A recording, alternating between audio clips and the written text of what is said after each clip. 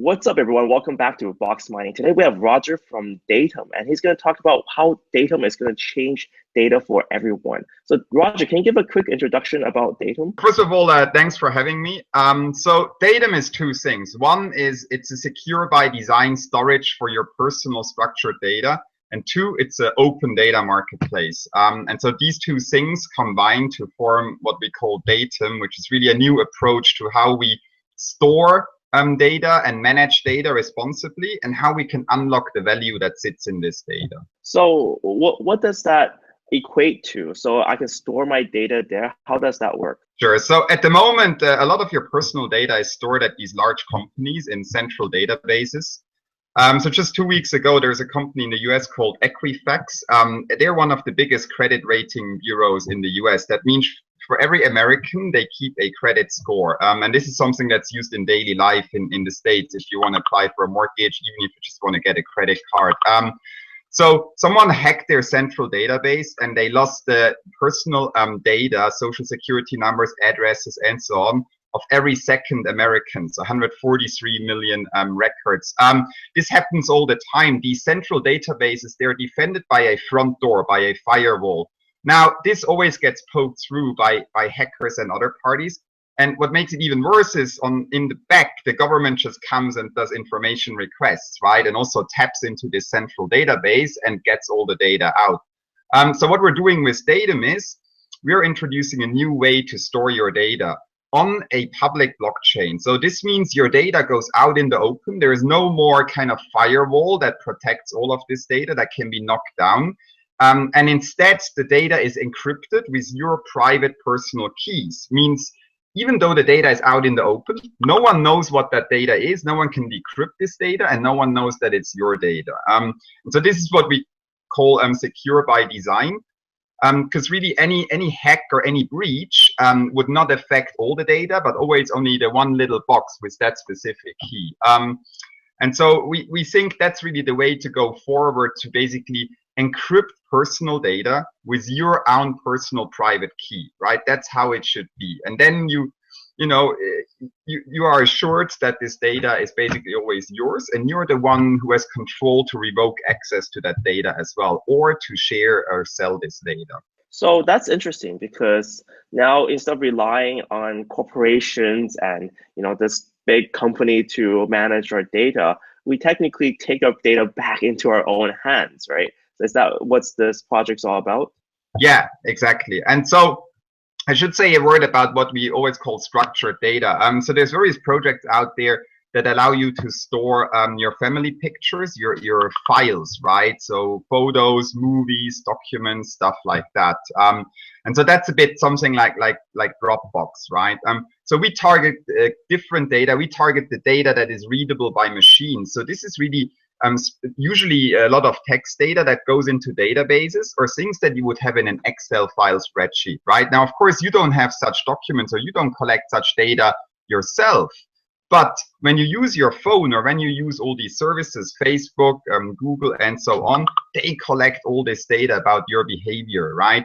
Another good example is Apple Health Kit, right? That collects all your health data from various different applications. And so this is the data that we're talking about, that we're excited about. And this is the data that we feel we don't have ownership of at the moment, right? So arguably, you know where your family photos are, but you don't really know where this data is that Google has about you, for example. So Google tracks always your background location wherever you go, right? And with this data, they effectively sell that to advertisers or marketeers, right? They allow people to do advertisements against, your location, where you are. And this is really very private and personal data.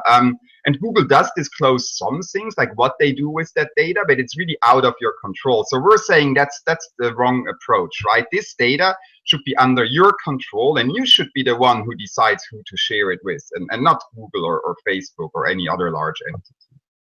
Okay, so we presented this problem here where corporations have our data. So how does blockchain do this? How does your technology help to do this? Are you your own blockchain? Yeah, so our project has our own blockchain where we essentially store all the data. So you could almost call that off-chain in our own blockchain. And then the whole marketplace part is a Ethereum token that runs on top of the Ethereum blockchain. But the blockchain where we store our data, that is effectively a huge global cluster of small databases. So what that means, similar to the Bitcoin or Ethereum network, where you have these miners that actually keep the network up and running, and they mine the blocks and essentially run the network. And so for Datum, these miners are replaced by storage nodes. And instead of primarily mining transaction, these storage nodes actually run little databases that effectively store your data and transmit your data. Now, these storage nodes cannot decrypt your data. They're just storing the encrypted data. They don't know who it's from. They just provide this service. And we feel that's really important because if we would just do another centralized database as Datum, like who would trust that, right? We would be no better than, you know, Facebook or Google or any other centralized company. So this aspect of, you know, your data is being stored by this decentralized network that's kind of run by the people for the people. That's kind of our vision, how we can, you know, take back data ownership and store it in a place where you have full control. And also this place is not run by one large player, but this place is really, or this network is really run by everyone, for everyone to use. So these are storage nodes. Can anyone take part? Do you just have to download a client and then run it? Right. The Datum network is run by what we call storage nodes, which are similar to miners on the Bitcoin or Ethereum network. And instead of primarily mining transactions, a storage node in the Datum network stores your data and transmits your data. So people can download the storage node application that runs on their local machine, or you know, companies could run it on their servers. So that uses your CPU, your memory, and your internet bandwidth to basically run this little database and make this data available to everyone. And there is some staking involved to incentivize storage nodes to really store the data for a certain period of time, and also maintain good enough bandwidth, good enough internet connectivity during that time. We haven't decided the exact amount, how much you have to stake to store how much data yet. But we'll have a test network up by end of this year, and then we plan to you know, figure out the right amounts of staking versus rewards that you can earn. And so, of course, the storage nodes, the primary incentive for storage nodes is that you can earn DET tokens in return for running a storage node, right? So basically, you get paid for using your PCs or servers resources in DET tokens. Okay, so why did you choose to make your own node system instead of using something that's readily available? For example, IPFS. Right. So IPFS, it's also in the name already. It's very focused on file storage, right? So those are binary files like your family photos or movies, right?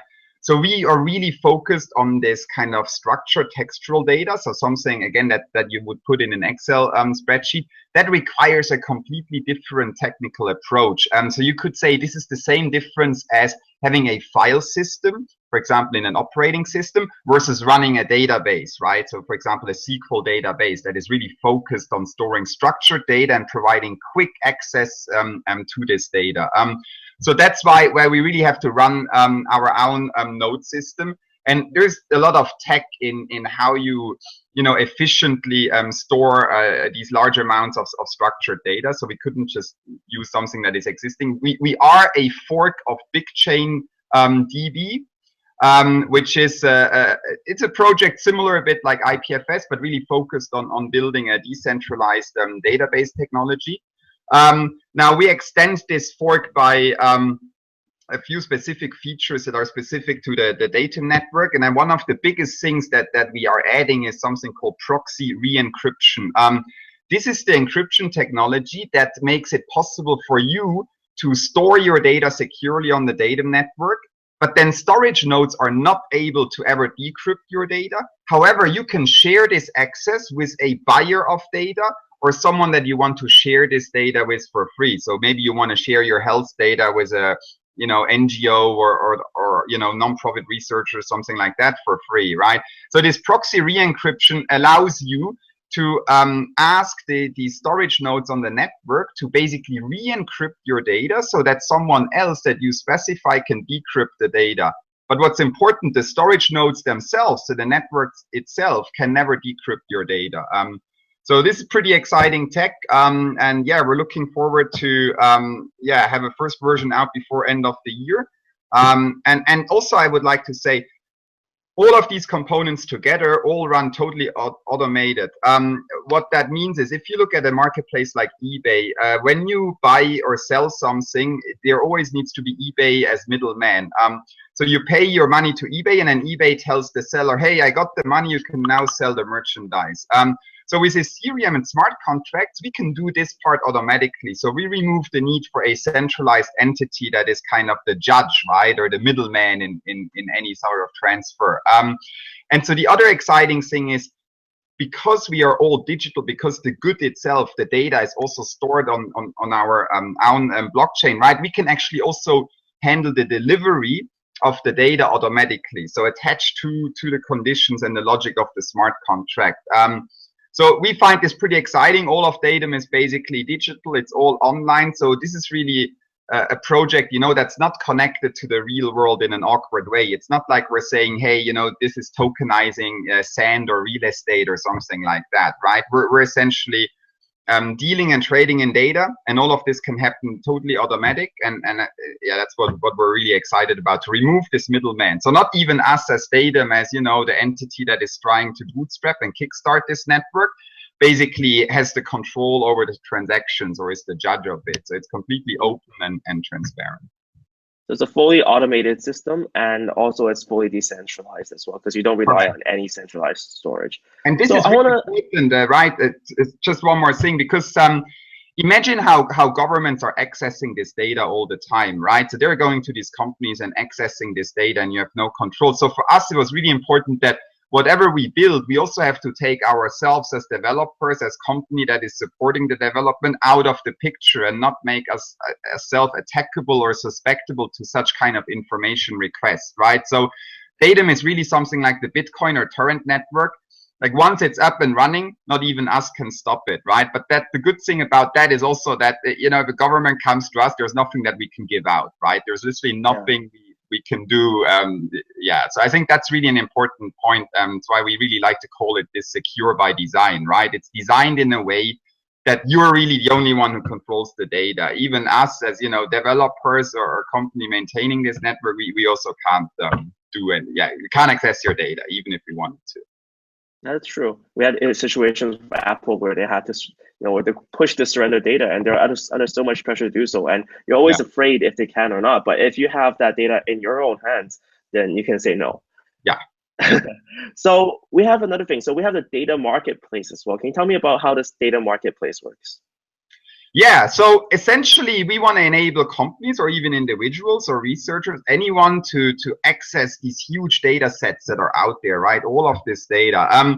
So it's going to be two ways on the data marketplace. First of all, it's something like eBay or Amazon. It's kind of a shopping window for what data sets are already out there, which are already on the data network. The other part is you're able to make certain data requests. So for example, one use case that we enable is we allow users to sell the receipts of various stores that they get in emails. So for example, if someone wants to find out how well the next iPhone X will do in terms of pre-orders, we allow people to sell their anonymized iPhone X pre-order email. And then in aggregated numbers, once you have a few thousand of these, you can actually use that as a proxy to how well the iPhone X might be doing. And this kind of data is super valuable to hedge funds and financial analysts.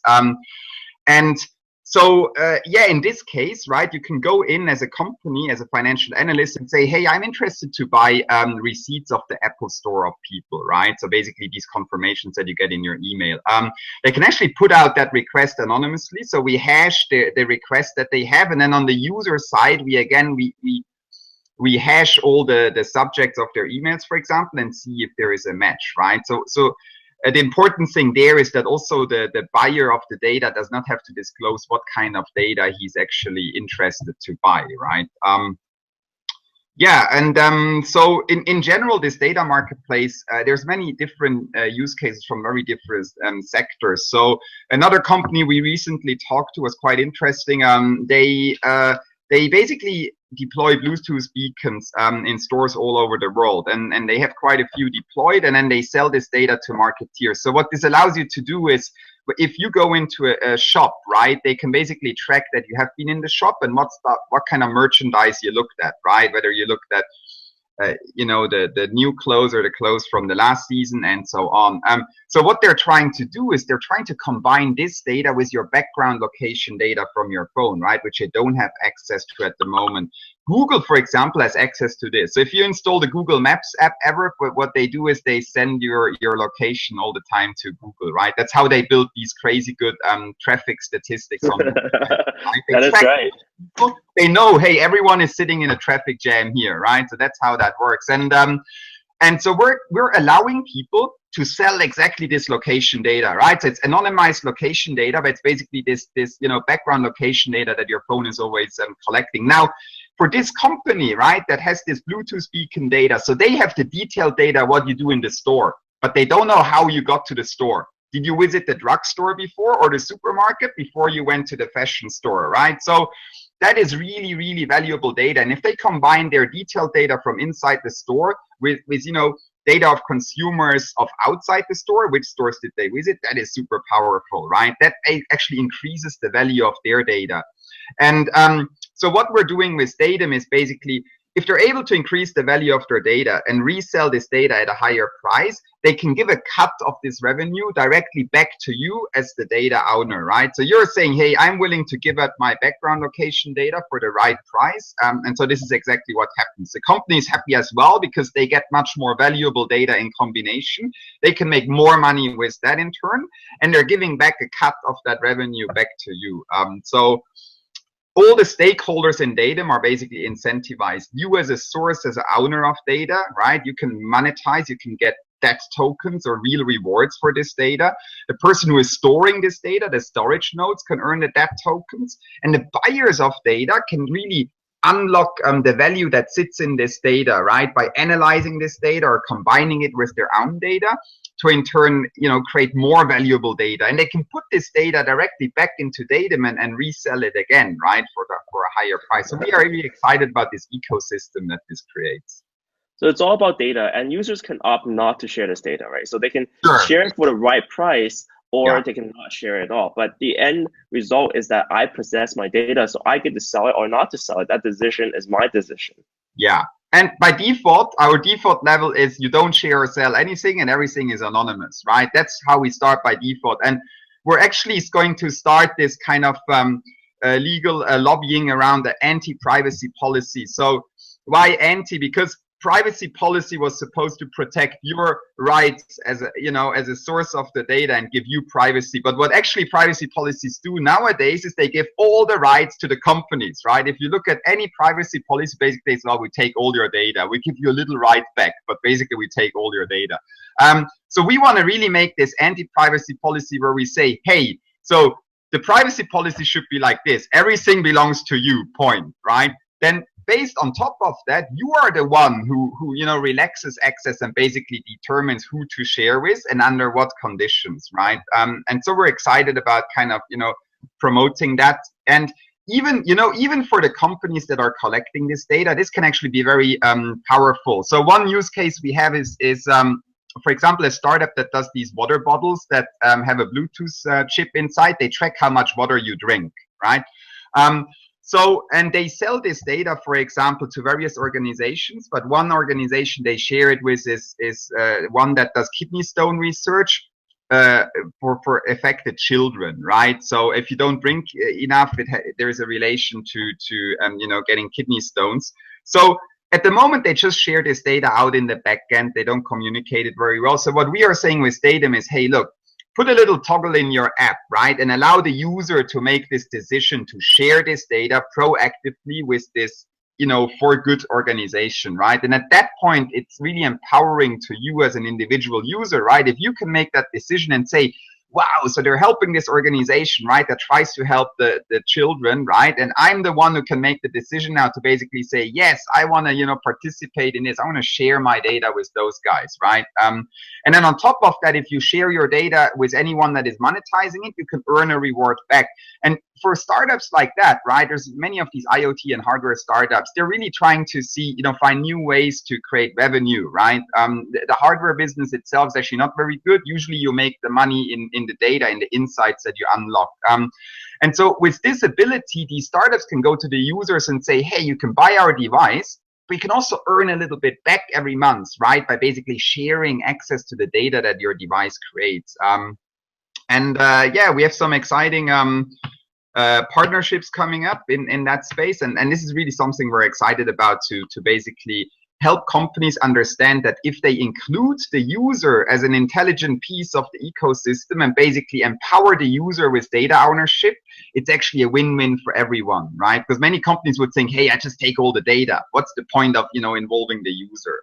But there's very good arguments to actually do involve the user. Yeah, if you don't involve the user, that's actually quite scary. That's a violation of kind of my privacy, right? So at the end of the day, it's always deciding about who has the right. And obviously, I don't want to give that right away. So if I choose to be private, then that's my choice. Or if I want to make a little extra buck and share, my water drinking data or something, that's possible. I mean, I think that's the way forward to go. At least, that's something like a blockchain can solve, because now I own my key, and instead of someone else owning my key, basically. So the next thing is, of course, the token sale. So you're doing a total token sale for Datum. How is that working? Yeah, so actually we had planned to run our token sale on the 17th of October, but then Ethereum, decided their hard fork date would be 17th. So there we are, right? So we moved the token sale to 29th of October now, 1 p.m. GMT. So the token sale, we are selling 51% of all available tokens. So first of all, we found that important, right? At least, a majority of the tokens should really be sold out to the public, right? And then the remaining part, we retain 20% is for the team, advisors, and supporters, and 29% is the reserve of the Datum Foundation. Now, with Datum, one important thing to mention is Datum is a no-fee transaction network, means you don't pay any fee for transactions. We do burn a very small amount of tokens to basically become a member of the network for certain things like storage nodes and for certain premium actions on the buyer side. But we specifically made this zero fee. There is no cut of transactions being taken to really lower the barrier of adoption, both for individuals and companies, right? If you go to eBay and sell something now, you have to pay something like 10 up to 20% or even more, depending on the category of the transaction to eBay, right? We wanted to remove this kind of problem. Yeah, and then the value of the token really gets created by people wanting to trade data, right? So the more data is basically traded, the more users are onboarded onto the network, that increases ultimately the value, the utility value of the token, and so then also the value on the free market. A few things about the token sale. We are doing full KYC and AML, so that's know your customer and anti-money laundering checks. Which requires you to basically register with our whitelist and then go through this verification process. You can start to register on our whitelist on datum.org right now, and in the next few days we'll be releasing the detailed KYC process. So this is basically similar when you open an account at Coinbase or some other crypto exchanges.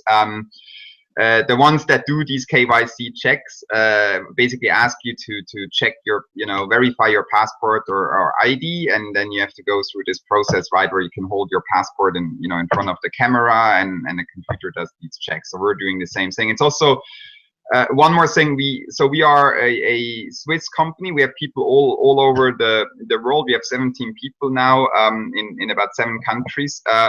But the token sale is run out of a Swiss company, and there's few reasons why specifically we did that. One is around the regulation and governance in Switzerland, which is really strong, and this also protects you as a token, as a contributor and as a token owner or holder, basically, because you want to know what happens to the funds.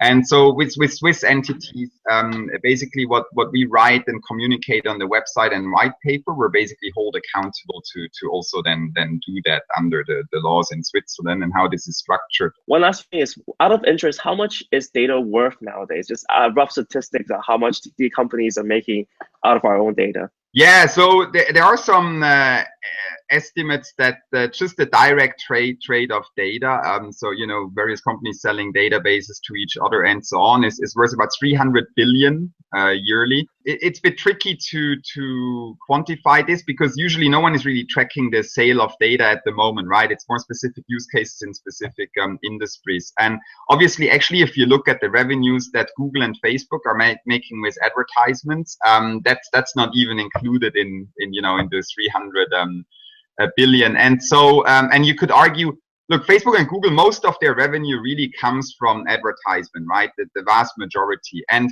this advertisement, it's basically exploiting the personal user data that they know about you, right? So you could actually say any sort of advertising to an extension is also trade of data in the end of the day, right? They provide people a way to reach specific customers with specific interests. And yeah, so it's actually a huge market. So for Datum, we are looking at within 5 years to grow to 100 million users on our ecosystem, and to a revenue of over 1 billion trade happening through the Datum marketplace. Yeah, I mean, it's how the system's working right now. It's all about big data, all about sharing that data. I mean, it's exactly why if you start searching about like a bag, a backpack or something, you start instantly getting more ads about bags and backpacks on Facebook, on Google, and everything. And in essence, they're selling your data to companies who do this. And the thing is, now with Datum, you get the choice of whether to sell it or not. I think that's the value in this project.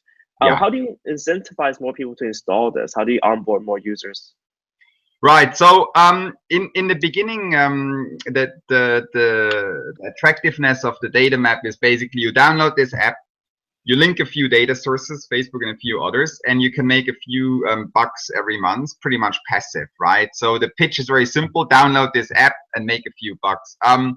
So we think that has a real potential to go viral or spread mouth by mouth with the whole younger generation. So we want to get to critical mass to around 500,000 to 1 million users with this strategy. It's basically an app that you can download that gives you free money at the end of the day. Now that's going to work well for the younger generation. Of course, maybe for us, if you would say download this app and you can earn like let's say $2 or $3 a month, maybe it's not strong enough of an incentive. But what we think is going to happen is so once you have all your data in Datum, then you can decide to share this data with other developers, right, that are building new services. So let's say, so Google has this amazing thing now, Google Now, the personal assistant. So half an hour before you're late for an appointment, it tells you, oh, you better need to get going now. The traffic is bad, right? You're going to miss your appointment. The only way they can do that is they're reading your email. They have your calendar. They know your appointment. They know your current location, and they know, they have the Google Maps data. They know the traffic data. So how is a small developer going to compete with that, right? What if I want to build a personal assistant to compete with that? Almost impossible. But with Datum, we're leveling the playing field, and we're giving developers access potentially to even more, data about you or about the users than Google would ever have. Like Google, Facebook each may have maybe 10% of all your personal data. The rest lies in governments, in your health insurer, and in hospitals, doctors, and so on, right? So we're basically saying, hey, we are giving people a way to basically manage their whole portfolio of personal data, but that also allows developers to then build services on top of that, of course, always with your permission. And we think that's going to be really powerful, right? So once we have a critical mass in end users, in data that we can offer to developers, it's going to be attractive for developers to build stuff with the Datum API, make use of this data, and this will create new apps and new services that people will then use that are not primarily interested in earning a few bucks a month, or even they're not interested to sell their data for 500 or 1,000 bucks a month. Doesn't matter, but they will be interested to use these new apps and services that developers can create with this huge mashup of data. So we're really excited to get to to that part, right? So again, our strategies grow very fast with the younger generation, where money is king.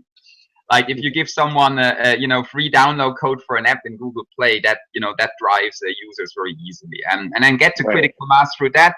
Add on the whole developer ecosystem, and at that point, it's all about new services and new apps that are created on top of Datum, with this notion of you having your data ownership and determining your data privacy.